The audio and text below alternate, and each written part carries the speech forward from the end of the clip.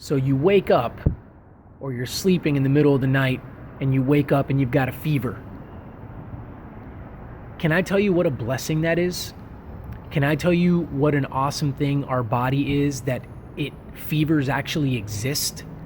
That's one of the many ways that our body lets us know, hey, there's something wrong here.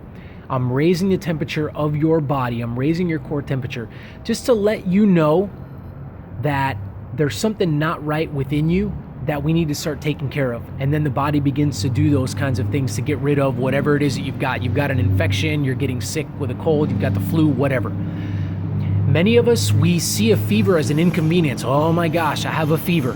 My temperature's up. It's a good thing. It's a symptom of something that's actually going on inside of you. Can I transfer this truth over to ourselves?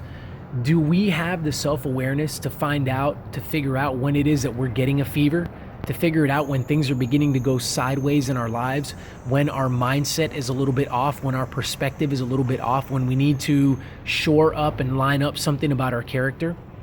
It's inevitable that at some point we're going to get a fever because we're getting sick, because we're not looking at things the right way, because we're beginning to let circumstances get us down, because we don't have a certain mindset and outlook that we should have in staying positive.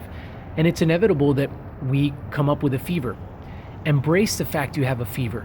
Be in tune with yourself and be self-aware enough to know that a fever is a blessing that's letting you know, hey, there's something about you that needs to be kind of changed and rearranged here. Why don't you listen to me and why don't you do something about it, right? We get a fever and we go, oh, okay, like I probably need to take some medicine. Or for me, I probably need to put on some essential oils, or whatever it is that you do to get yourself rid of that fever.